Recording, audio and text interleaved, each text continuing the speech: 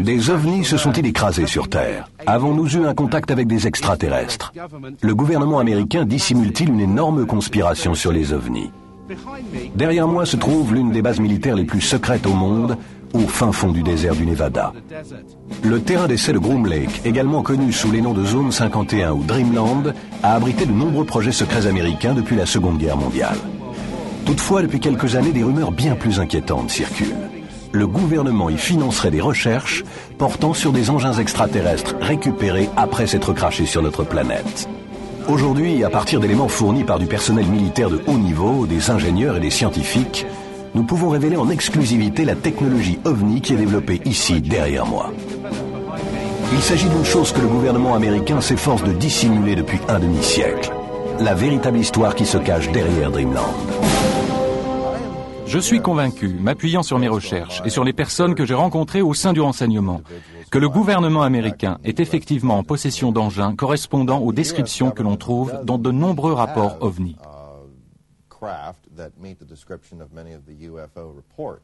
Tout le but du projet consistait à s'emparer de cet engin, en particulier celui sur lequel je travaillais, et de tester et reproduire ces systèmes et sous-systèmes avec des matériaux terrestres. Je suis absolument persuadé, de façon définitive, que nous avons retrouvé des vaisseaux extraterrestres, que nous avons eu des contacts avec des extraterrestres. Nous sommes en communication avec eux d'une manière ou d'une autre, car nous avons caché des cadavres et des engins extraterrestres. Je me trouvais à ce moment-là sur la plateforme du camion radar. C'était la nuit et je regardais le ciel parce qu'il y avait des soucoupes volantes. A-t-on retrouvé des cadavres d'extraterrestres? Pas des cadavres. 4 extraterrestres, vivants et en bonne santé. 4 extraterrestres bien vivants. 4 spécimens d'extraterrestres, vivants et en bonne santé, absolument. Ils sont là. Quelle que soit son origine et la forme qu'elle adopte, il y a une intelligence étrangère qui magouille quelque chose sur notre planète. Je crois que les coups de gueule de beaucoup trop de gens viennent de là. Ils nous ont menti trop longtemps. Un tas de gens ont volé l'argent légitimement destiné à la sécurité nationale afin de perpétuer cette dissimulation. Ils ont mené des intrigues visant à désinformer la population américaine et probablement aussi des populations en Europe. L'Air Force sait qu'un ovni s'est crashé, que des cadavres d'extraterrestres furent retrouvés et qu'un appareil décolla pour donner la chasse à l'ovni et ne revint jamais. Ils savent que nous nous intéressons à l'affaire la plus importante de tout le millénaire. Établie sur un lac asséché dans une région reculée à 128 km de Las Vegas, la zone 51 n'est qu'une partie de l'immense base Air Force de Nellis qui présente à peu près la taille de la Suisse. Elle fut commanditée dans les années 50 par le président Truman pour servir de site top secret où l'on développerait et testerait la nouvelle génération américaine d'avions d'après-guerre. Durant la fièvre technologique des années 50, la base abrita rapidement les engins volants les plus exotiques de cette époque. Plus récemment, c'est l'endroit où l'avion furtif F-117 fut élaboré et où il effectua ses vols d'essai.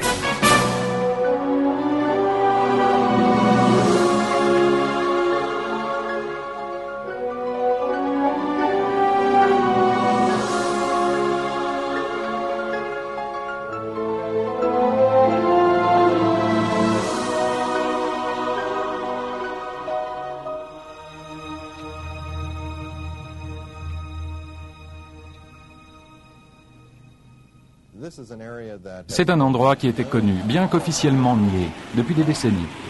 Revenons en arrière, dans les années 40 et 50, avec la mise au point de l'avion espion U-2 et du SR-71. Tous nos appareils ultra secrets ont été mis au point et ont effectué leur vol d'essai dans cette zone précise.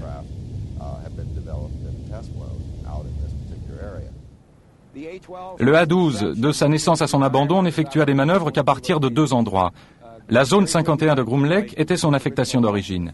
Le premier appareil y fit son apparition en janvier 1962 et le dernier la quitta le 21 juin 1968. L'US Air Force nie l'existence de la zone 51 malgré les films montrant la base et des photos d'un satellite russe que nous avons obtenu sur lesquels on voit clairement des hangars et une immense piste d'atterrissage s'étendant en travers du lac.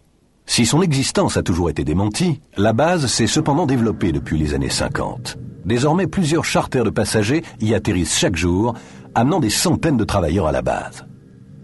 Avec un personnel aussi nombreux, il est évident que les quelques bâtiments pouvant être observés au-dessus du niveau du sol ne sont là que pour masquer de vastes structures souterraines.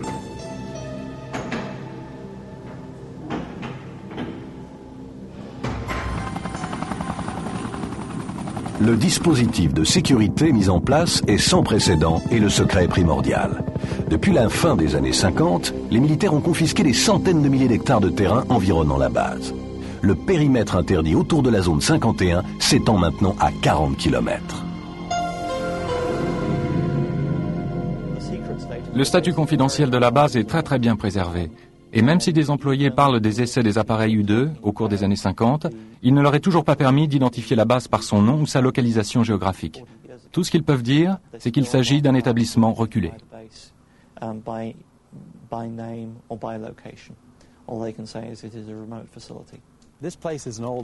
Cet endroit est un vieil anachronisme datant de la guerre froide. Il nous ramène au temps jadis, et du fait que les militaires continuent à le traiter comme un établissement top secret, dénué d'existence, il attire l'attention. Évidemment, tout le monde veut savoir ce qui s'y passe.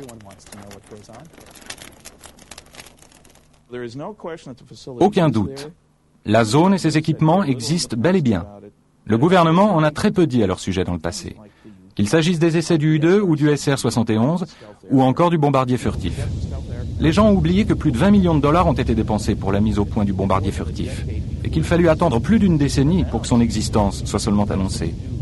Voilà ce qu'on peut trouver au sujet de Groom Lake. Mais je suppose que maintenant la véritable question c'est, y a-t-il des soucoupes volantes dans le coin?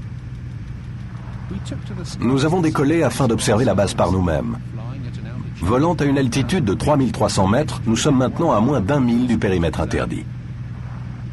Nous sommes rentrés en contact avec la tour de contrôle et n'avons pas mis longtemps à nous apercevoir que l'espace aérien de la zone 51 était très sérieusement gardé.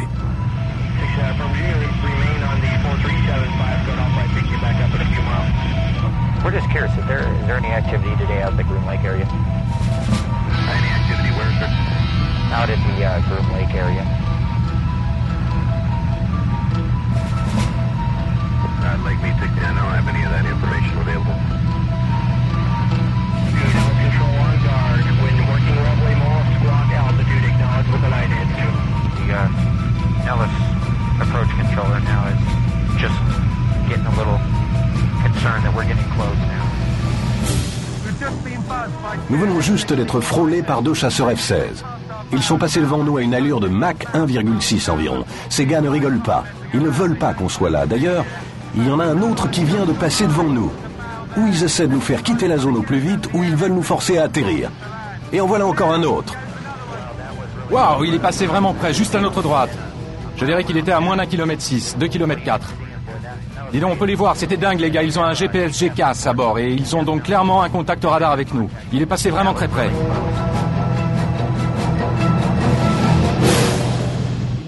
En 1989, un homme fit la lumière au sujet de Dreamland. Il s'appelait Bob Lazar et il prétendait avoir travaillé au site de Groom Lake sur des engins extraterrestres. La base se trouve contre le flanc d'une montagne. Une petite montagne ou une grosse colline. Il y a 9 portes de hangar et ces portes ne sont aucunement des portes métalliques brillant dans le désert. Elles sont peintes ou vaporisées d'une texture sableuse. Et je peux vous l'assurer, c'est afin d'éviter que des satellites ne photographient l'installation, car elles se fondent ainsi dans la montagne. D'après ce que j'ai pu voir, c'était plutôt efficace. La première fois que j'ai conduit dans le secteur, toutes les portes de hangar étaient fermées. Mais à une faible distance, on s'apercevait qu'il s'agissait de portes et qu'elles pouvaient s'ouvrir. Nous avons contourné le flanc gauche de l'installation et là se trouvait l'entrée principale. Nous avons passé plusieurs portes et le contrôle de sécurité, puis nous avons pénétré dans ce qui ressemblait à un bâtiment gouvernemental typique. Mon travail fondamental consistait à reproduire des systèmes d'énergie et de propulsion. Et je décidai de commencer en m'attaquant à l'énergie, c'est-à-dire au réacteur qui faisait fonctionner l'engin. Pour ce qui est de l'autorisation dont j'étais muni, connue comme autorisation Majestic, nous n'étions que 22 personnes à la posséder à S4 et à travailler sur l'appareil.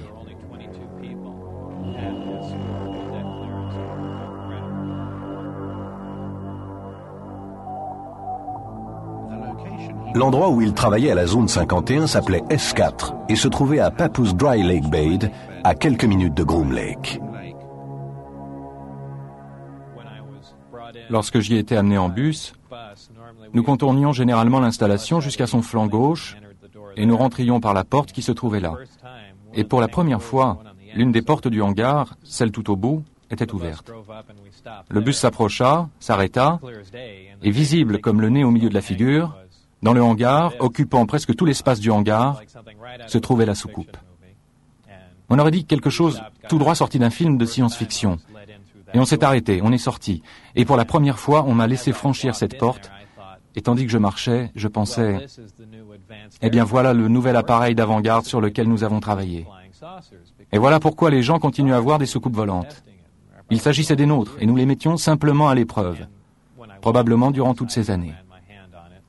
Et comme je marchais à côté de l'engin, je posais ma main dessus. Je me dis que c'était du métal parce que c'était froid, et donc je pensais qu'il s'agissait d'une espèce de métal. Et de fait, il y avait une ouverture, car le panneau d'accès était tiré. Et j'ai vu un petit peu en arrière qu'un drapeau américain y figurait. Alors là, j'ai su catégoriquement que c'était quelque chose qu'on avait fabriqué. On me permit à une occasion de rentrer dans l'engin afin de voir la disposition de ces systèmes, afin de vérifier si ceux-ci étaient bien configurés. J'étais bien sûr accompagné à bord de l'engin.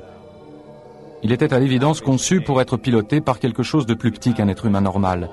On était vraiment à l'étroit là-dedans. Il y avait un niveau inférieur et une partie amovible du plancher se pliait et s'ouvrait, de sorte que je pouvais passer ma tête et le haut de mon torse là-dessous avec une torche électrique, afin de voir comment les amplificateurs de gravité se trouvaient sans dessus-dessous, d'observer la disposition de 3 sièges qui faisaient environ 1/3 ou 1/4 de la taille d'un siège humain normal. À un moment, alors que je me trouvais à bord de l'engin, l'une des arcades devint transparente. Il y avait quelques techniciens en train de travailler sur quelque chose d'autre dont je n'avais pas connaissance. Et tout d'un coup, quelque chose commença à défiler de bas en haut sur les parois. Il aurait donc pu être possible que l'enveloppe de l'engin, lorsque soumise à une influence électrique ou autre, devienne parfois transparente et permette de voir à l'extérieur, ou soit employée comme une sorte d'écran vidéo. C'était vraiment étonnant. Lorsque je suis sorti de l'appareil, ça avait à nouveau l'apparence d'une simple structure métallique.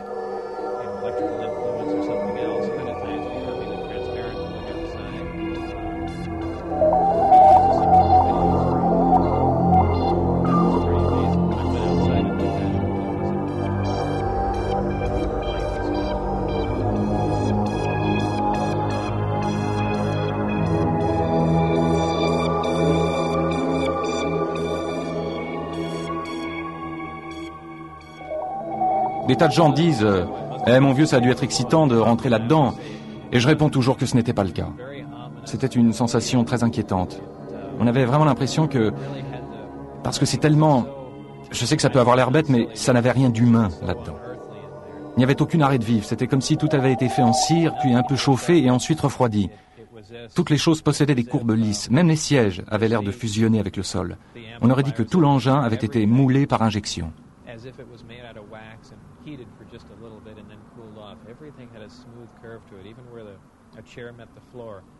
Personne, y compris Bob Lazar, ne fut à même d'établir aucun de ses antécédents universitaires ou professionnels. En 1990, il fut condamné comme entremetteur et déclaré en faillite. Au tribunal, il décrivit simplement son activité comme celle d'un technicien photo établi à son compte. Lazar est-il un imposteur? Travailla-t-il à S4? Ou fut-il employé par les militaires afin de faire circuler certaines informations sur la base?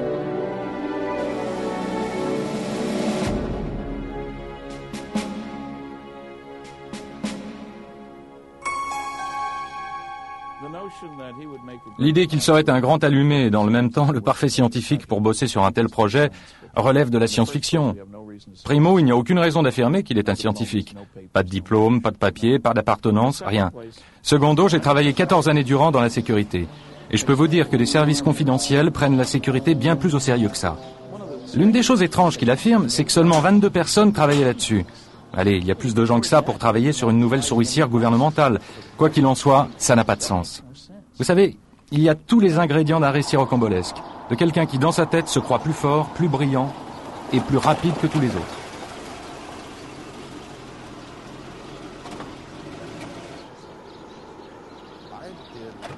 J'ai fait un tas de recherches au sujet de Bob Lazar. Je l'ai réellement rencontré. J'ai obtenu une copie de son formulaire, dit W2, l'un des documents IRS liés au salaire. Son formulaire spécifique indiquait qu'il travaillait pour le service américain du renseignement maritime. Mon enquête sur ce document et sur les affirmations que fit Bob Lazar forme le résultat de recherches très strictes et très rigoureuses. Je contactai le département américain du renseignement maritime et vérifiai qu'en effet, ils étaient certainement responsables de l'émission de ce formulaire W2. J'examinai la question auprès du service des recettes fiscales. Voici ce qu'ils m'ont dit. Leurs mots exacts furent « ça a l'air vrai ». Ils me dirent qu'il s'agissait d'un document authentique, pas de quelque chose de contrefait. Il y avait un tas de nombre de numéros de contrat et autres figurant sur le document. Et lorsque je fis des recherches sur ces derniers, il s'avéra qu'il s'agissait de numéros recensés hautement confidentiels.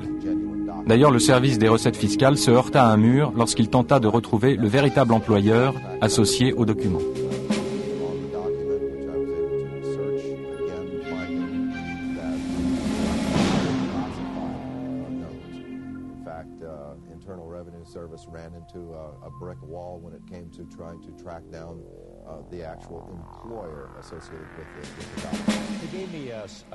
Il m'a donné des informations sur ses antécédents, sur son éducation et sur son passé professionnel. J'ai commencé par les laboratoires de Los Alamos, où il disait avoir travaillé. Je me disais, eh bien voilà un bon point de départ, s'il a travaillé à Los Alamos, c'est qu'il a reçu une formation quelque part, car il n'embauche pas le premier type qui passe. Et s'il a travaillé à Los Alamos, surtout sur des projets secrets, il est au moins raisonnable de supposer qu'il ait pu être embauché ailleurs au Nevada pour y travailler sur des projets similaires. Nous sommes allés à Los Alamos et personne là-bas n'a voulu coopérer. Ils ne répondaient pas à nos appels téléphoniques. Ils disaient « Nous n'avons pas d'informations sur Bob Lazar. Il n'y a rien dans les dossiers. » Je leur demandais « En êtes-vous vraiment sûr ?»« Oui, il n'y a rien dans les dossiers. » Je leur ai montré l'inscription dans l'annuaire que Bob Lazar avait gardée et qui prouvait qu'il avait bossé là. Je leur ai montré l'article de journal qui prouvait qu'il avait été là. « Êtes-vous certain de ne pas avoir un Bob Lazar ?»« Eh bien, peut-être avons-nous eu un Bob Lazar, voici un numéro d'identité, mais il ne travaillait pas pour nous. Il travaillait pour quelqu'un d'autre. » Fondamentalement, les laboratoires de Los Alamos ont tout fait, à chaque étape, pour me contrer dans ma démarche. Ils ne firent rien pour m'aider dans ma recherche d'informations sur Bob. Et je m'aperçus que c'était chaque fois la même chose, à chaque étape de mes tentatives pour vérifier son passé. Je suis celui qui ne pouvait fournir aucun papier officiel sur moi-même, et je l'ai fait savoir. Je n'arrivais pas à me procurer mon extrait de naissance, et c'était l'une des choses qui m'inquiétait, qu'ils puissent tenter de faire de moi quelqu'un qui n'existe pas. Je crois qu'il est très probable que Bob Lazar ait en effet été choisi pour servir de relais à certaines informations relatives à ce projet extraterrestre.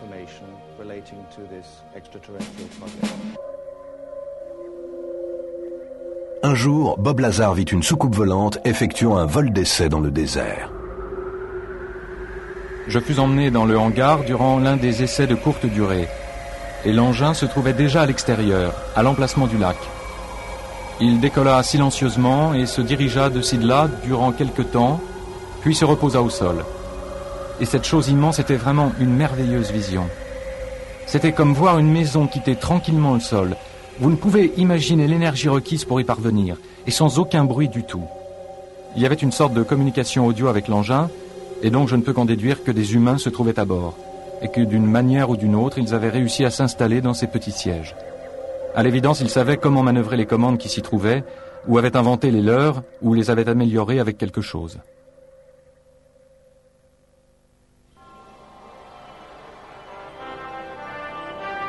Les missions spatiales Apollo des années 60 provoquèrent un engouement des États-Unis pour la conquête de l'espace. Mais tandis que les meilleurs astronautes du pays s'élançaient dans les cieux à bord de fusées conventionnelles, le président était-il au courant de l'existence de soucoupes et de systèmes de propulsion qui étaient littéralement d'un autre monde?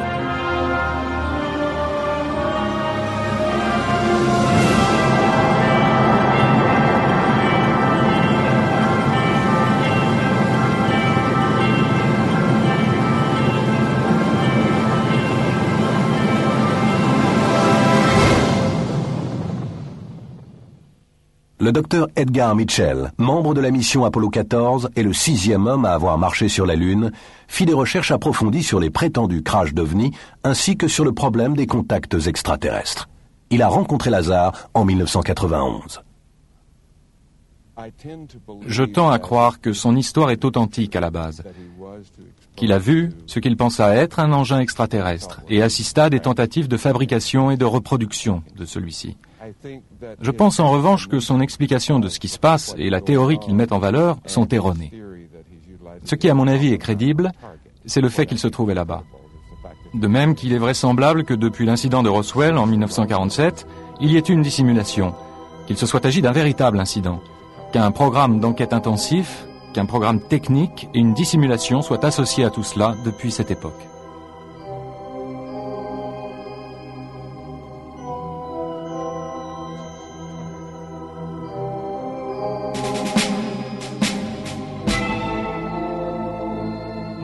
Après avoir travaillé à S4 durant plusieurs mois, et en claire violation de ses obligations top secrètes, Bob Lazar décide de parler à son meilleur ami Gene Huff de son travail à la base. Ma réaction fut, sans le presser contre sa volonté, de lui demander qu'il m'en dise le plus possible. Ce n'était pas de l'incrédulité, je voulais vraiment avoir plus d'éléments. Je me suis mis à m'intéresser aux livres sur les ovnis, à considérer les informations d'autres chercheurs pour savoir si quelqu'un d'autre savait quelque chose. Et inutile de le préciser, aucun d'eux ne savait ce que savait Bob.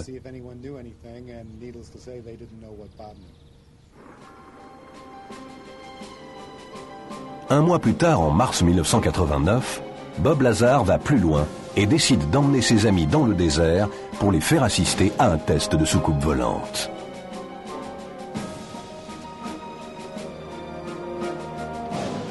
Je me souvenais de la plupart des jours et des heures durant lesquels se produisaient les essais. Je crois me souvenir que c'était un mercredi soir, vers 8 ou 9 heures, en mars 89, il me semble, que nous sommes partis, Gene Huff, mon ex-femme, John Lear et moi. Peu après les horaires de vol habituels, une lumière blanche apparut au-dessus du sol. Demeurant sur place, puis se mit à effectuer une série de manœuvres bien distinctes, passant d'une partie du ciel à l'autre, réalisant d'impossibles manœuvres aériennes. Et à un moment, l'engin s'est mis à luire de manière incroyablement forte. Et nous avons cru, nous qui nous tenions à des kilomètres et des kilomètres de là, que quelque chose allait mal et que l'appareil allait exploser, à tel point que nous sommes tous allés nous réfugier derrière la voiture.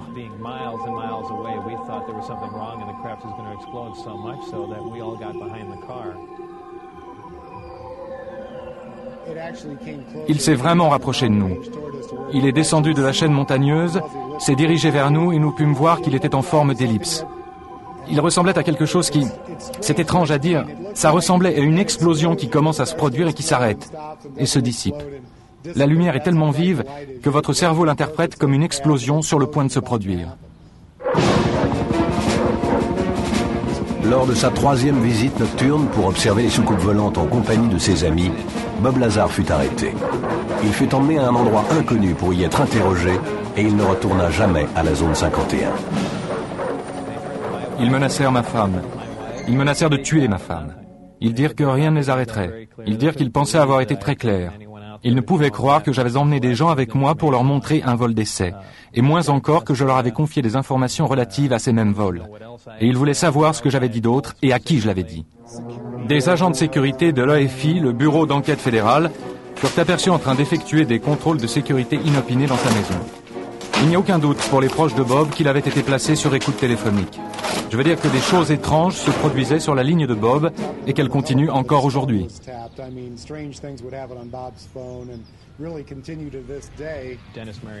Denis Mariani, qui était mon directeur, me passa un coup de fil.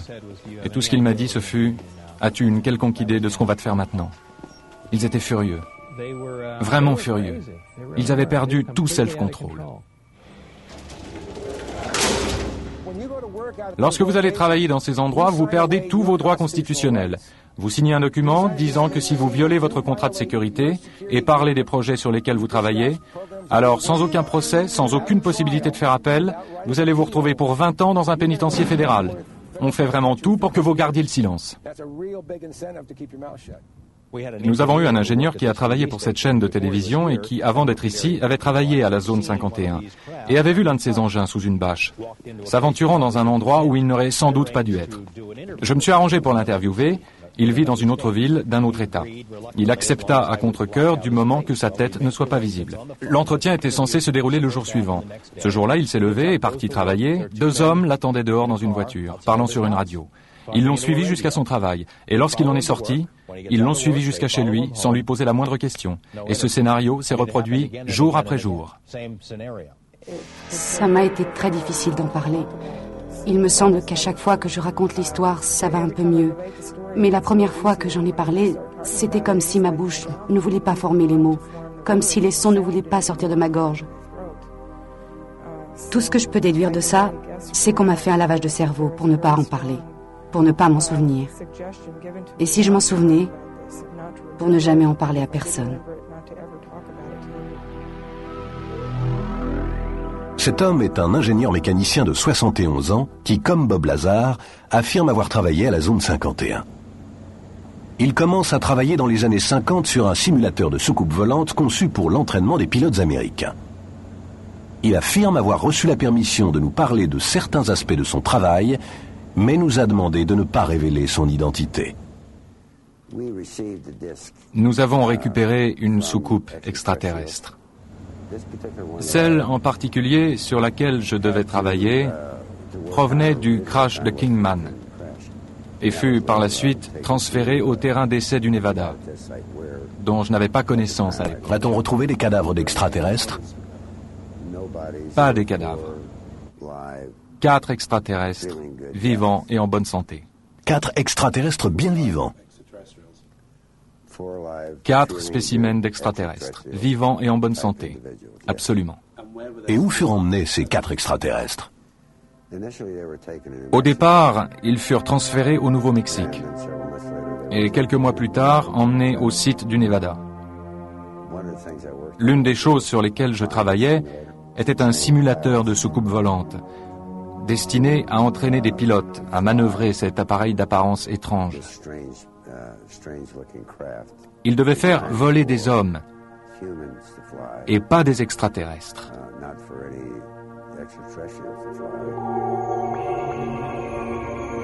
Le plus incroyable, c'est qu'il affirme avoir travaillé à la zone 51 sur ce projet de simulateur en compagnie d'un extraterrestre, dont le nom de code était Jarod, et ce, pendant 16 ans. Jarod est un extraterrestre gris d'environ 1,50 m. Sa seule fonction est celle de traducteur scientifique. C'est tout. Si nous voulions remplacer quelque chose à eux par quelque chose à nous, ils devaient être d'accord. Si j'avais une question, voyez-vous, et que je me demandais comment la lui poser, il savait déjà que je l'avais en tête et possédait déjà la réponse. Et lorsqu'il répondait, c'était avec ma propre voix, sans que j'aie même à ouvrir les lèvres. Il est possible que lui et quelques milliers d'autres travaillent sur le projet, ici ou ailleurs. Quelques milliers d'autres gris. Quelques milliers d'autres gris, semblables à lui. La ville la plus proche de la zone 51 est Rachel, où n'habitent que 150 personnes et où se trouve le bar-grill le plus célèbre du Nevada, le Little Ale Inn. Les habitants ont vu leur halte pour routier devenir le centre ovni et extraterrestre de toute l'Amérique. Les touristes se précipitent à Rachel pour scruter les cieux dans l'espoir de voir une apparition. Malgré tout le tapage, les apparitions d'étranges lumières dans le ciel se poursuivent. Chuck Clark, qui habite ici, a observé de nombreux phénomènes inexplicables. L'observation la plus remarquable que j'ai faite au cours des 3 dernières années s'est produite il y a 2 ans, en février 1993. J'ai vu un objet brillant monter à la verticale depuis le côté sud de la zone 51, là où se trouverait le S4, et demeurer suspendu dans le ciel, immobile, durant une dizaine de minutes, puis se mettre à redescendre lentement. Tout cela s'est passé alors que je pensais voir une fusée éclairante tirée par un mortier. Je peux entendre des jets en bruit de fond. Je vais faire un petit zoom arrière. Ça se trouve juste au-dessus du ranch de Steve Medlin, juste ici, sur la route 375. C'est juste au-dessus des cimes. Puis il descendit vers la ligne des crêtes. Il se trouvait face à la colline d'où il avait surgi. Cette colline était environ à 20 km de l'endroit où je me trouvais. L'OVNI s'approcha à quelques mètres du sol, à la base de la colline, stationna momentanément, ce qui pourrait coller avec le comportement d'une fusée éclairante par temps calme, Mais soudain, il s'est mis à partir en flèche vers l'ouest, franchit plusieurs kilomètres en 1 seconde, ou 1 seconde et demie, puis s'arrêta net à environ 9 mètres du sol. Stationna juste assez longtemps pour me permettre de régler mes jumelles, durant peut-être 2 secondes, puis il disparut d'un coup.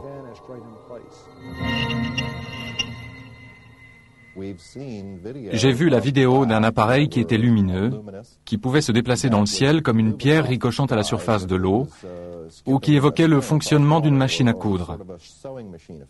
Ce que j'ai pu voir sur les écrans, c'était des séries de lumière ou traits de lumière, tandis que l'objet se déplaçait d'un point à un autre. Il y a eu une distorsion plutôt étrange qu'il est très difficile d'analyser à moins de suivre image par image pour voir ce qui s'est vraiment produit. De cette façon, il est possible d'observer ce qu'on pourrait appeler l'effet de trace du système de propulsion mis en œuvre.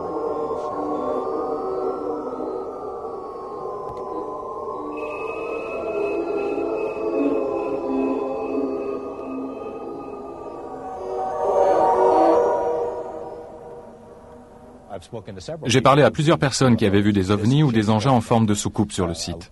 Un procureur qui habite en ville en a vu une. Il l'a vit atterrir à l'extérieur des limites de la zone 51. J'ai discuté avec un cadre de très haut niveau qui travaillait pour des gens sous contrat avec la Défense, ici, depuis un certain nombre d'années. Il est issu d'une famille très respectable et de très bonne réputation. Ses références sont au-dessus de tout soupçon. Mais il ne veut pas que son visage ou son nom apparaissent. Il en a vu à plusieurs reprises.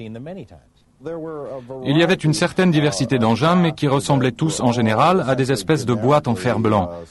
Je sais qu'on dirait qu'ils étaient surtout en forme de disque, ou circulaires, comme une lanterne chinoise. Ils apparaissent multicolores avec des lumières qui semblent capables d'absorber la clarté de l'arrière-plan, se fondre en elle. Ils peuvent en quelque sorte se camoufler dans le ciel en absorbant la lumière bleue du ciel et celle des nuages.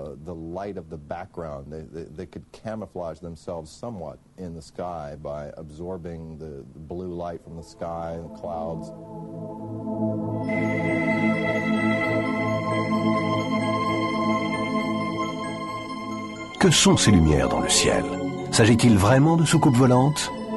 Nous avons demandé au physicien de la marine américaine et expert en ovnis, le docteur Bruce Maccabee, d'analyser la vidéo. À première vue, ce qu'on observe, ce sont des lumières, des objets lumineux effectuant des mouvements à une certaine distance. On ne voit pas vraiment d'appareil structuré. Une partie du document vidéo, une très petite partie de ce que j'ai vu, semble présenter des lumières faisant d'étranges choses, comme faire du surplace, aller rapidement à un autre endroit, se déplacer lentement puis sautiller un petit peu. J'en ai conclu que ce ne sont pas des engins fabriqués par l'homme. Peut-être appartiennent-ils à d'autres êtres. Clairement, ils ne sont pas fabriqués sur Terre et doivent donc venir d'ailleurs. Comment ils sont venus ici, à qui, entre guillemets, ils appartiennent, je ne le sais pas. L'hypothèse extraterrestre est parfaitement recevable. Tous les arguments qui sont avancés et qui disent qu'il ne peut s'agir d'êtres venant d'un autre système solaire, d'une autre galaxie, parce qu'ils ne pourraient pas se déplacer jusqu'ici, ces arguments ne tiennent pas matériellement. En effet, nous pourrions nous donner les moyens, en temps et en argent, ainsi que le désir nécessaire pour effectuer des voyages dans d'autres univers. Ainsi, il est certain que ces autres intelligences, quelles qu'elles soient, nous dépassent de loin en termes de technologie. Il revient. Il fait une boucle. Il fait une boucle. Ce que je vais maintenant vous montrer, c'est une version améliorée par l'ordinateur de ce que vous venez de voir. Et nous allons examiner l'un des endroits où apparaît l'OVNI, dans le coin à gauche, allant à droite, puis revenant. C'est tout ce que nous verrons. Nous le verrons refaire cela encore et encore. Cette partie de l'image est extraite de l'image dans son ensemble et je la laisse simplement s'afficher. Et cela va et vient sans cesse, cela se répète. Or, si nous faisons un arrêt sur image, voici l'ombre et voici l'OVNI. Et donc nous avons à la base un triangle avec un côté et 2 angles. Et du coup, je peux calculer la position de l'OVNI en 3 dimensions. Il est situé à environ 2100 mètres de la caméra. Et donc, Bruce, à la suite de cet examen, ce que nous avons là est un véritable ovni. Oui, il y a un objet à 2100 mètres de là, un objet qui n'est pas humain, d'une taille de 9 mètres, un véritable ovni.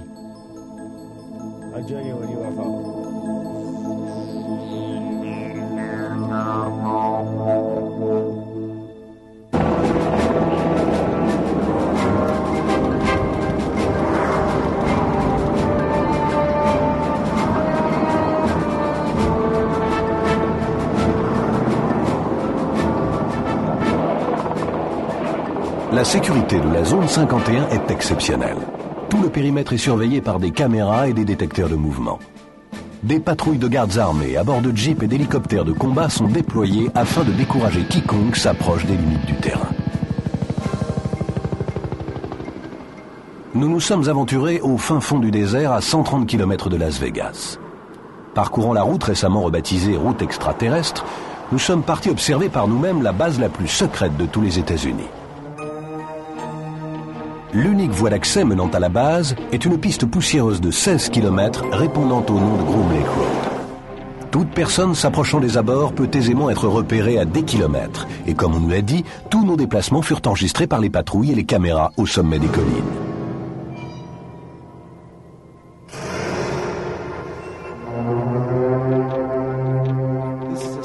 Voilà jusqu'où vous pouvez approcher de la base de Groom Lake. Ces panneaux disent en effet que l'emploi de la force mortelle est autorisé. Il y a des patrouilles de sécurité partout sur les collines. Elles nous ont observés pendant l'heure qui vient de s'écouler.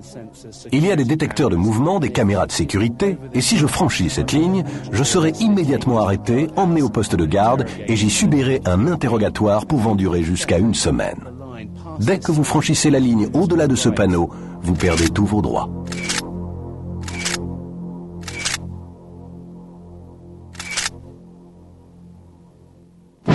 Ce qui m'étonne, Glenn, c'est que l'entrée ici soit si modeste. Il y a ce panneau délabré disant « Usage de la force mortelle autorisée », mais on peut vraiment, si on ne sait pas ce qu'on fait, pénétrer directement dans la base. C'est ça l'idée. Vous ne rencontrerez personne ici, mais si vous entrez dans le poste de garde qui se trouve là-bas, à 1 kilomètre et quelques, vous serez immédiatement arrêté pour avoir dépassé ces panneaux. Ils ne veulent pas avoir à répondre aux questions. Alors ils ne mettent aucun vigile. Personne. Et lorsqu'on arrive par la route là-haut, la route extraterrestre, il n'y a pas de panneau indiquant Groom Lake, il n'y a rien? Non, il m'est arrivé d'accrocher un panneau disant base secrète ou base secrète dans cette direction, mais il ne restait jamais très longtemps. Et que ce soit à pied ou en voiture, vous ne pouvez vous approcher davantage de Groom Lake. Nous sommes ici aussi près qu'on puisse matériellement aller. Malheureusement, d'ici, on ne voit absolument rien. À quelle distance effective sommes-nous de la base? Nous nous trouvons à l'instant même à 20 km au nord, nord-est de la base. Et si nous continuons sur cette route, si nous poursuivons notre chemin vers la base au-delà de ces panneaux, nous serons arrêtés. Vous serez intercepté si vous faites 6 mètres de plus. Comme la nuit tombe et que nous sommes bien décidés à observer les équipements secrets, nous nous sommes dirigés vers le pic de Tikaboo qui surplombe la base à plus de 2000 mètres au-dessus du désert. À notre campement, j'ai parlé avec Glenn Campbell, fondateur du centre de recherche de Rachel sur la zone 51. Il a quitté une brillante carrière dans l'informatique pour consacrer sa vie à découvrir la vérité sur Dreamland.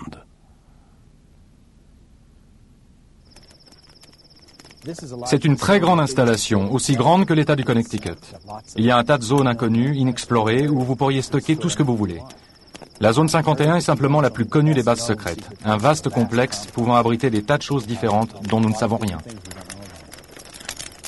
Mais en fait, il n'y a pas de clôture ici. Et pourtant, lorsque vous franchissez cette ligne, ils le savent. C'est simplement marqué par des poteaux oranges, espacés de quelques dizaines de centimètres les uns des autres. Il est facile de franchir cette ligne, mais dès que vous le faites, ils le détectent et partent à vos trousses. Il s'agit d'une frontière militaire très sérieuse, pas d'un endroit pour touristes. Les militaires n'ont jamais dit « il n'y a pas d'OVNI ». Ils n'ont jamais franchement nié aucune des histoires qui circulent au sujet de la zone 51. Ça aurait été si simple, lorsque ces histoires de Papoose Lake sont apparues, si simple pour les militaires de dire tout simplement « Regardez, nous n'avons rien ici ». Ils auraient pu accueillir quelques journalistes dans la zone et leur montrer « Rien ici ». Les militaires n'ont pas choisi cette solution. Ils ont fait de l'obstruction, ils sont restés muets, et c'était la pire des choses à faire. À 3 heures du matin, nous entamons notre ascension finale vers Tikaboo. Il nous faut atteindre le sommet avant le point du jour, afin de voir la base éclairée pour ses vols d'essai nocturnes. Même la nuit, le vrombissement des jets rompt le silence du désert.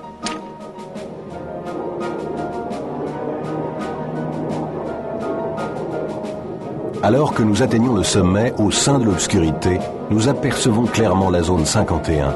Nous voyons briller au loin les feux de la piste d'atterrissage.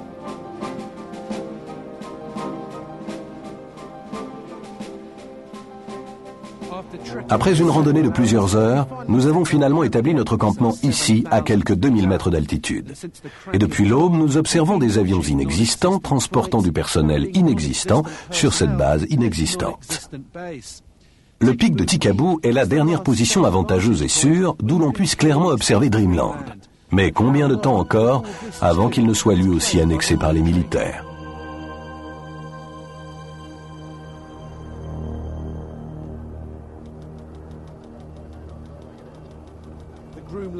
Le mystère de Groom Lake continue. Nous avons suivi hors de la base secrète les avions qui transportent le personnel et ils ont atterri ici, à l'aéroport McCarran, juste à la sortie de Las Vegas. Il y a apparemment un peu plus d'une douzaine de vols qui chaque jour amènent et ramènent le personnel de la base la plus secrète de toute l'Amérique.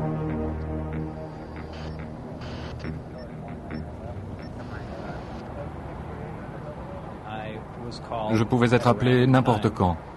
La personne au bout du fil pouvait me dire « Monsieur Lazar, il est 4h15 du matin, nous souhaitons que vous soyez à l'aéroport de McCarran pour 5h moins le quart. » L'avion décollait à telle ou telle heure, alors je me rendais là-bas, je me faisais enregistrer, je montais à bord et l'avion décollait pour Groom Lake.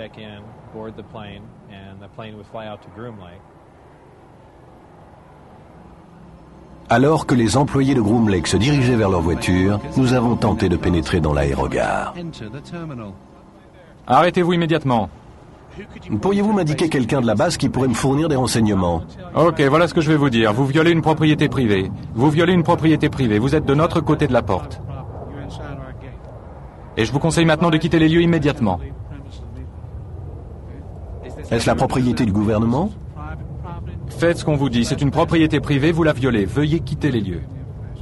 Est-ce la propriété du gouvernement ou est-ce juste privé? Pas de commentaires. Vous violez la loi. Ok. Qui essayez-vous d'embrouiller, mon gars? J'essaie juste de trouver... Vous me racontez des foutaises. Tirez-vous. Vous pourriez nous orienter vers quelqu'un pouvant nous donner des éclaircissements. Au revoir. Tandis que nous sommes expulsés de l'aéroport, un autre vol Jeannette décolle en direction de Groom Lake.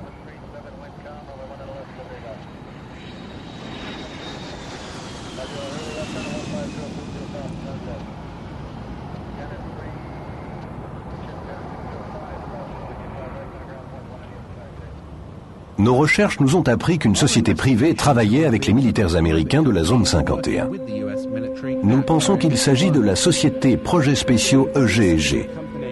Elle travaille depuis les 50 dernières années sur des projets confidentiels et top secrets en collaboration avec le gouvernement américain et l'on dit qu'elle est propriétaire des vols Janet qui emmènent les employés à la base et que c'est d'elle que proviennent l'appui technique et les dispositifs de sécurité nécessaires à la duplication d'engins extraterrestres. Je ne travaillais pas directement pour EG&G. J'ai simplement eu un entretien dans un de leurs locaux à l'aéroport McCarran. Peu de temps après, on me rappela pour ce nouveau travail à S4 et l'on m'expliqua que cela avait trait à une sorte de système de propulsion par induction. Et j'ai supposé qu'il s'agissait de travailler sur un genre d'avion d'avant-garde. Vraiment, j'étais enthousiasmé par cette situation. Vous devez quitter cette propriété privée. Alors je vous prie de cesser de filmer et de partir, s'il vous plaît. Avez-vous un rapport quelconque avec la base de Groom Lake? Je vous demande simplement de quitter cette propriété. Cette société a-t-elle un rapport avec les avions qui décollent de McCarran?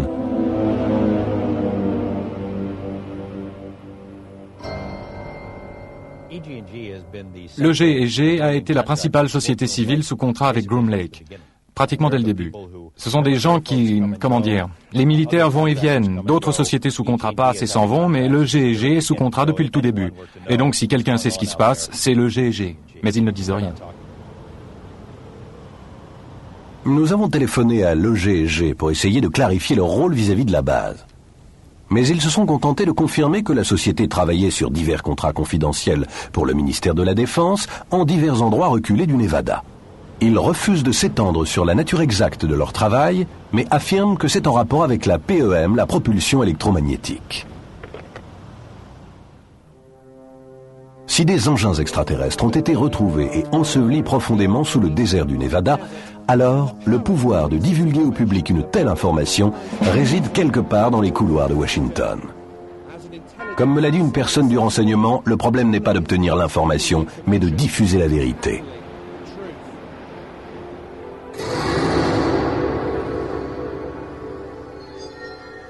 Observe-t-on des engins extraterrestres au-dessus de Groom Lake ou s'agit-il d'appareils fabriqués par l'homme? L'armée américaine aurait-elle développé une technologie permettant de construire des soucoupes volantes? Il y a beaucoup de choses qui tiennent debout dans ce phénomène ovni, dans cette histoire d'intelligence extraterrestre. Il y a là quelque chose qui n'a rien de nouveau pour les militaires américains. Il existe des programmes sur lesquels ils travaillent actuellement qui sont en avance de 50 ans sur tout ce que vous et moi pourrions concevoir. Les équipes du Projet Noir œuvrent sans être surveillées par des commissions officielles, ou par le Congrès si vous préférez. Je trouve cela extrêmement angoissant, effrayant. C'est le pire scénario à la Big Brother qui soit.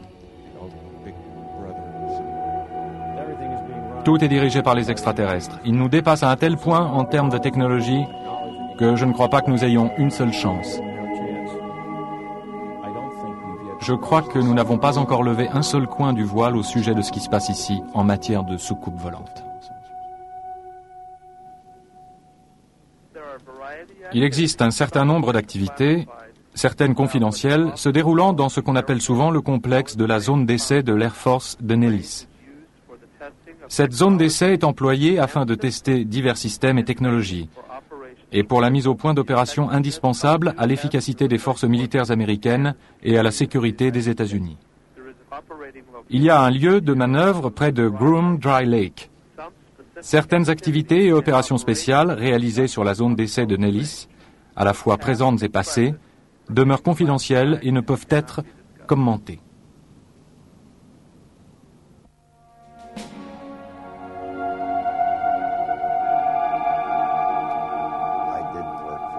Je ne travaillais pas pour le gouvernement des États-Unis. Je travaillais pour un gouvernement satellite de ce pays. Pour ce qui est du Sénat, le seul qui s'intéressait à tout cela était Bob Dole. En ce qui concerne les présidents, les seuls que j'ai rencontrés dans les installations depuis les années 50 et 60 furent Nixon et Bush.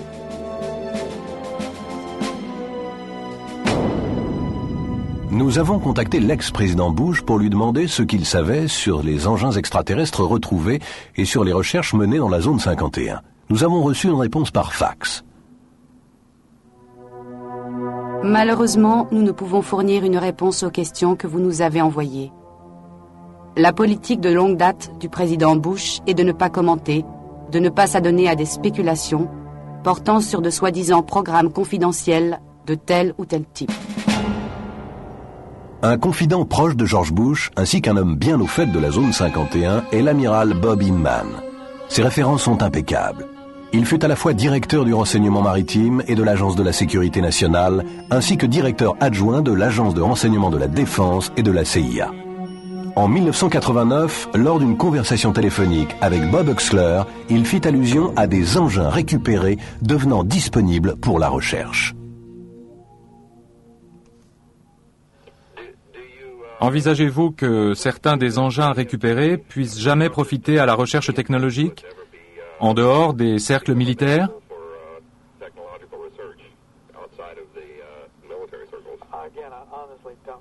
Là encore, sincèrement, je ne sais pas. Il y a environ 10 ans, la réponse aurait été non. Le climat et l'époque ne sont plus les mêmes, et ils commencent à être plus ouverts à cette idée. Il y a une possibilité. Ils savaient, d'un point de vue officiel, que ces engins, ces objets existaient, qu'ils étaient détenus par les militaires américains et qu'il existait des projets scientifiques en rapport avec ceux-ci. Je crois qu'il s'agit de la première révélation faite par quelqu'un d'aussi haut placé dans le gouvernement américain, tout spécialement au sein du renseignement, qui, de fait, reconnaît que nous sommes réellement impliqués, que les ovnis sont réels, qu'ils furent mis au point par une intelligence non humaine et que, d'une manière ou d'une autre, nous sommes rentrés en possession de cette technologie.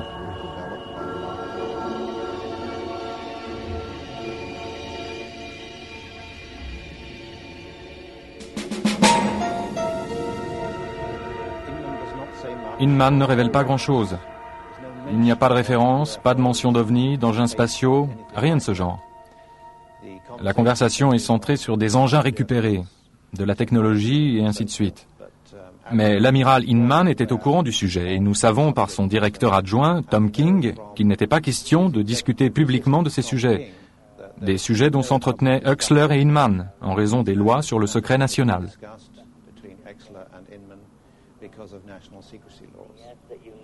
Il a demandé que vous ne le citiez pas et que vous ne mentionniez en aucun cas son nom sans qu'il ait d'abord donné son assentiment. En 1982, Inman quitta l'administration gouvernementale pour devenir président de la Compagnie internationale d'applications scientifiques de San Diego. Chose intéressante, l'un des principaux secteurs de recherche de la compagnie touche au système de propulsion antigravitationnelle, la même méthode de propulsion employée pour les soucoupes volantes sur lesquelles travailla Bob Lazar à la zone 51. Le Jane's Defense Weekly, un périodique de vulgarisation sur les questions militaires ou liées à la défense, publia un article au sujet de cette compagnie. Il y a un post-scriptum à cet article qui dit que toute personne croyant que la science de l'antigravité est trop hermétique, trop ésotérique même pour l'US Air Force, devrait prendre en compte les études sur la propulsion électrique entreprises par la Compagnie internationale d'applications scientifiques pour le laboratoire Phillips. Le premier objectif de cette étude était d'ébaucher des moyens matériels permettant de vérifier des théories portant sur le couplage par induction de forces électromagnétiques et gravitationnelles pour déterminer si elles pouvaient ou non s'appliquer à la propulsion aérospatiale. En termes plus simples, il s'intéressait à un système de propulsion antigravitationnel. Certains considèrent cela comme l'ultime saut quantique. Eh bien, c'est possible. 1, parce que j'ai vu le dispositif permettant d'y parvenir. Et 2, parce que c'est une théorie tout à fait applicable. La gravité déforme le temps. Et comme je le dis, ça n'est pas de la théorie. Nous savons que c'est vrai, et si vous l'employez pour infléchir espace et temps, lorsque vous vous retrouverez à votre point de départ, vous y serez entre les tic-tac d'une horloge.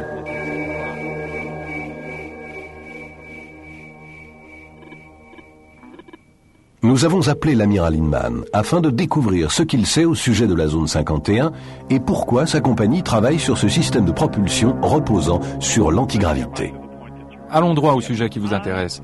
J'ai eu l'occasion, à divers postes que j'ai occupés, de poser la question « Y a-t-il des preuves convaincantes ?»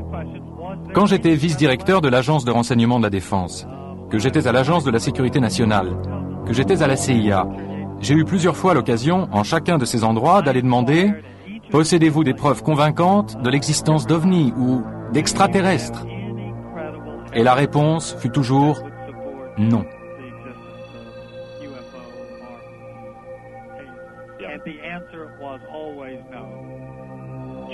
L'article paru dans le périodique Jane's mentionne la Compagnie internationale d'applications scientifiques et affirme que certaines des choses sur lesquelles elle travaille relèvent de l'ultime saut quantique. S'agit-il de systèmes de propulsion basés sur la gravité et pouvant nous paraître inédits? Que sont-ils exactement et sont-ils vraiment employés pour propulser des engins volants? Je réfléchis parce que je veux être sûr de ne pas exagérer les faits. Nous sommes là sur un terrain un tant soit peu délicat. Depuis des années, je pense que certaines des premières allégations au sujet d'activités dans le Nevada il y a 15 ans pourraient très bien provenir des vols d'essais de prototypes de certains avions furtifs. Pour certains phénomènes, il y en a qui sont tout à fait scientifiques. Il y en a qui seront quelque chose d'aussi simple que des ballons météo partant à la dérive, qui se sont perdus et errent ça et là. Mais il y a probablement des faits directement liés aux expériences de la fin de ce siècle, relatives à ce que sera la technologie militaire à l'aube du XXIe siècle, en matière d'avions de reconnaissance comme en celle d'avions de combat.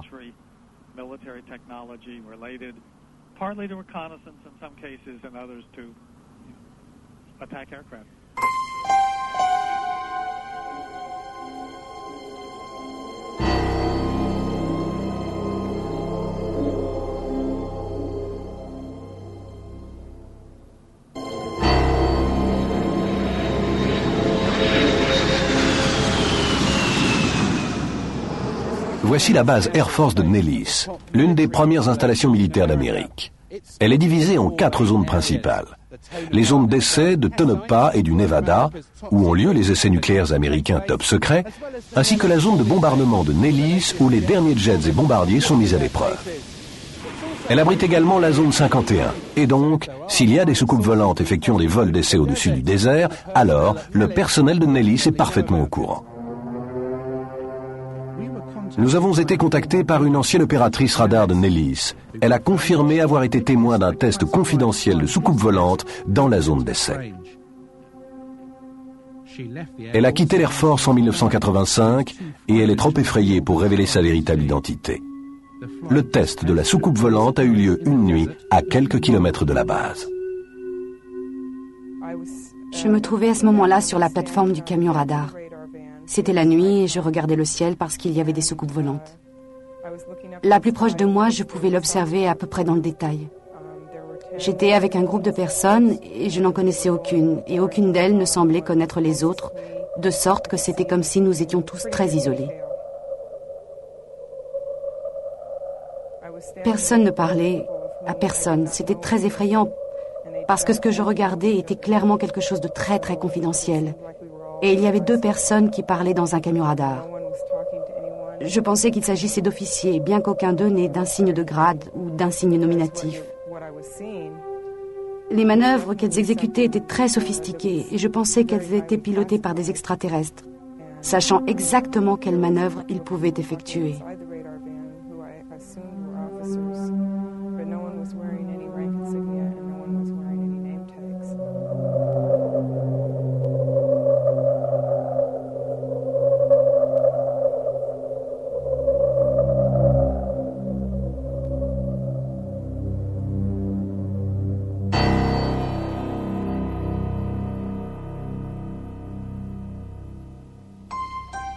Durant ce test, elle fut emmenée à ce qu'elle pensa être la zone 51. Nous avons été emmenés dans une installation médicale qui était très sophistiquée. Quelqu'un est venu et m'a emmené jusqu'à une salle d'examen. Et là, on me fit allonger sur une table en inox. Puis quelqu'un rentra dans la pièce, fit le tour de la table jusqu'à être près du côté droit de ma tête. Il me répéta d'une voix monotone et vraiment impassible: « Restez calme, restez calme, restez calme. » Je m'aperçus alors qu'il était tout près de ma tête, qu'il tenait une seringue hypodermique cachée dans sa main. Il l'enfonça directement dans le côté droit de mon cou et il injecta son contenu directement dans mon cerveau. Il lui aura fallu 15 ans pour décider de livrer ces informations. Ça m'a été très difficile d'en parler. Il me semble qu'à chaque fois que je raconte l'histoire, ça va un peu mieux. Mais la première fois que j'en ai parlé, c'était comme si ma bouche ne voulait même pas former les mots. Comme si les sons ne voulaient pas sortir de ma gorge. Tout ce que je peux déduire de cela, c'est qu'on m'a fait un lavage de cerveau pour ne pas en parler, pour ne pas m'en souvenir, et si je m'en souvenais, pour ne jamais en parler à personne.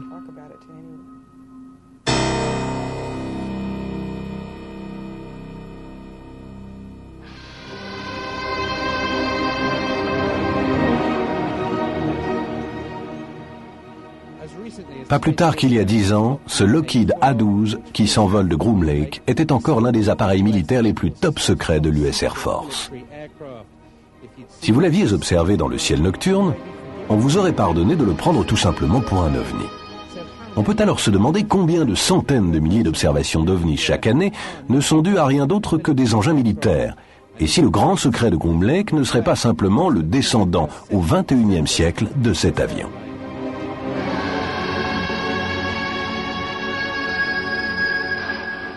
Le premier pilote d'essai fut Lou Schalk. La première fois qu'il a vu cet avion, il s'est frotté les yeux. Il s'est retourné, est sorti du hangar de production, puis est revenu sur ses pas. Il ne pouvait pas en croire ses yeux. Au départ, il comptait l'appeler El Salvador, et non Cygnus, pour la simple raison qu'en espagnol, cela veut dire « le Sauveur » ou « Jésus-Christ ». Tous les gens qui voyaient l'avion ne pouvaient en croire leurs yeux. C'était un avion à la Buck Rogers. Cet avion fut construit et conçu il y a presque 40 ans. 40 autres années plus tôt, l'objet volant le plus sensationnel était le Sikorsky P-35. Et encore 40 années avant, c'était le ballon dirigeable. Alors on peut dire que la technologie ne s'est pas tourné les pouces. Il y a donc de très grandes chances pour ce que nous observons en fait d'OVNI soit un moyen de transport du XXIe siècle dû à l'homme.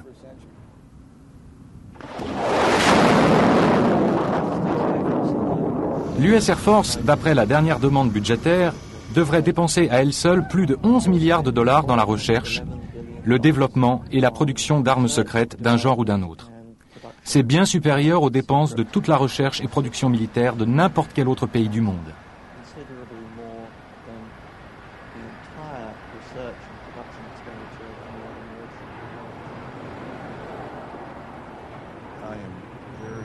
Je suis vraiment inquiet car les équipes du projet noir opèrent sans contrôle des commissions officielles, du Congrès si vous préférez, à l'abri du regard du public, avec des budgets occultes dont personne ne sait où ils vont ni pourquoi ils sont employés. Je trouve cela extrêmement angoissant, effrayant, le dernier cri d'un scénario à la Big Brother. Je crois qu'une des meilleures raisons pour tout classer secret est qu'il existe une sorte d'arme vraiment effrayante. Pensez maintenant à la quantité d'énergie que peut dégager ce dispositif de guerre, si vous voulez le voir sous cet angle, et il est à l'évidence muni d'une arme potentielle. Imaginez simplement la possibilité de déployer quelque chose de ce genre d'une manière virtuellement instantanée, n'importe où dans le monde. Vous avez un conflit au Moyen-Orient? Combien de temps cela vous prend pour y envoyer un porte-avions? Eh bien, ça prend un temps assez long. Et là, nous avons une arme effrayante qui vole, qui virtuellement peut aller n'importe où, d'une manière immédiate, et réduire un ennemi en cendres. Alors là, oui, c'est quelque chose qu'il faut garder secret.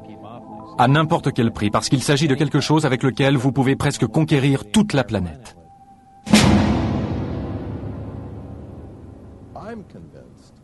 Je suis convaincu que des êtres humains construisent des engins volants en forme de soucoupe. D'ailleurs, dès 1960, les militaires américains avaient mis au point un disque pouvant manœuvrer silencieusement. Des soucoupes volantes fabriquées par l'homme existent en effet. Il y a l'Avrocar qui décolla en 1955 dans le secret le plus total, moins de 10 ans après qu'on eût soi-disant retrouvé des soucoupes extraterrestres à Roswell, Nouveau-Mexique. Un mémorandum de la CIA en 1955 affirmait que l'Avrocar était basé sur des recherches que menaient les scientifiques allemands durant la Seconde Guerre mondiale. Nous avons obtenu le seul film jamais réalisé sur les premiers vols d'essais top secrets effectués en 1960 au Nevada. Pourquoi a-t-on fait dans les années 50 cet essai militaire d'engins volants alors même que le projet Blue Book niait leur existence? Était-ce un moyen de cacher les véritables soucoupes extraterrestres testées aux alentours de la zone 51? Tout comme le projet Blue Book, l'Avrocar fut soudainement stoppé à la fin des années 60 après que des millions de dollars eurent été dépensés. Aucune raison ne fut fournie.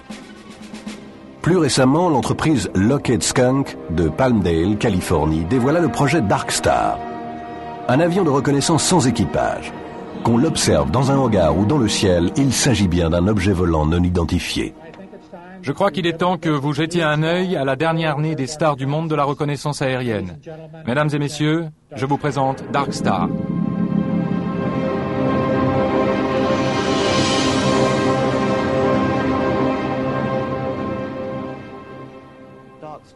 Dark Star est un avion d'apparence très inhabituelle. Il possède une structure en forme de soucoupe et une paire de très longues ailes très minces fixées à l'arrière. Comme beaucoup d'avions furtifs, dont le B-2, son apparence change radicalement selon l'angle sous lequel vous l'observez. Si vous voyez cet avion d'une manière, disons, latérale, vous pourriez penser qu'il s'agit de quelque chose de totalement étranger, n'ayant rien à voir avec aucun engin conventionnel, et certainement plus proche de ce que les gens ont décrit comme étant des soucoupes volantes. Je crois qu'il est fort possible que certaines des choses qui sont actuellement mises au point aux États-Unis soient d'une nature tellement révolutionnaire et encore si secrète que lorsqu'elles sont parfois aperçues, car elles sont inévitablement aperçues à un moment ou à un autre lorsqu'elles sont testées, on peut les prendre pour ce que les gens pensent être des ovnis.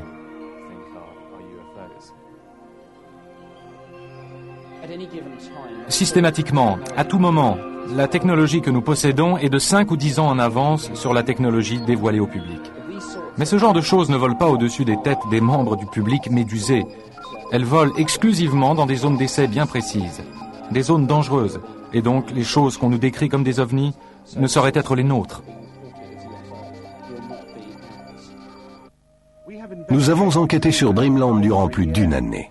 Bien que nous n'ayons pas vu de soucoupe volante ou de cadavres extraterrestres, nous avons vu des lumières dans le ciel et il ne pouvait s'agir d'avions, militaires ou non. Nous avons fait la preuve, sans l'ombre d'un doute, que la zone 51 et une vaste base souterraine à Groom Lake existent bel et bien. Nous avons vu des employés arriver et repartir en avion de cet établissement. Et nous avons parlé à des gens qui auraient travaillé à la zone 51, s'occupant de reproduire des engins extraterrestres récupérés. Nous avons vu de véritables images de soucoupes volantes créées par l'homme, à la fois d'origine américaine et d'origine russe. Et il y a des entrepôts dans tous les États-Unis qui contiennent des dossiers comme ceux-ci, pleins de rapports ovnis et de récits d'enlèvement par les extraterrestres. Toutes ces preuves sont-elles imaginaires? Je ne le pense pas. Comme nous approchons de la fin du millénaire, l'humanité va devoir faire face à l'effrayante réalité. Nous ne sommes peut-être pas seuls, et un nombre choisi d'officiels du gouvernement américain le savent depuis un certain temps.